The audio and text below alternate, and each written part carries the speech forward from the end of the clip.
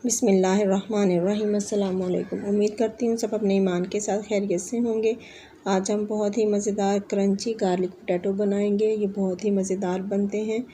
आप भी इनको ट्राई करें और मुझे कमेंट बॉक्स में फ़ीडबैक। जिसके लिए 2 मीडियम साइज़ के मैंने पोटैटो लिए हैं और इनको हाफ़ बॉयल कर लिया है और हाफ़ बॉयल करने के बाद ठंडा किया है। ठंडा करने के बाद इसमें half tea spoon garlic powder का ऐड किया है और 1/4 टीस्पून नमक का ऐड किया है, 1/4 टीस्पून चिली पाउडर ऐड किया है और 1 टेबलस्पून कुकिंग ऑयल ऐड किया है।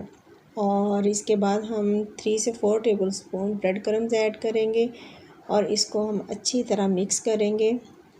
हम हाथ की मदद से इसको मिक्स नहीं करेंगे, हम बाउल में ही इसको मिक्स करेंगे हिलाकर, ताकि ब्रेड क्रम्स और बकाया मसाला जात जो हैं वो पोटैटो को अच्छी तरह लग जाएं। और हाफ़ लेमन का जूस भी ऐड करेंगे। ऐड करने के बाद इसको अच्छी तरह मिक्स करें और मिक्स करने के बाद हम इनको फ्राई करेंगे। नमक, मिर्च और ब्रेड क्रम्स सब आलू को बहुत अच्छी तरह लग चुके हैं।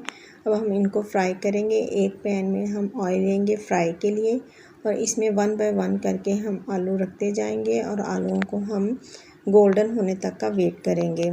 यहाँ पर आलू फ्राई हो चुके हैं और इन पे बहुत अच्छा सा कलर आ गया है। ये बहुत ही मज़ेदार और क्रंची बनते हैं और ये खाने में भी बहुत मज़ेदार है। इसके लिए टोमेटो केचप के साथ आप सर्व करें, पुदीने की दही वाली चटनी के साथ खाएं। ये दोनों के साथ बहुत ही मज़े के लगते हैं। आप मेरी रेसिपी को लाजमी फ़ॉलो करें और अपने दोस्तों और रिश्तेदारों में शेयर करें और मुझे हमेशा अपनी दुआ में याद रखें। जज़ाकल्लाहु खैरन कसीरा।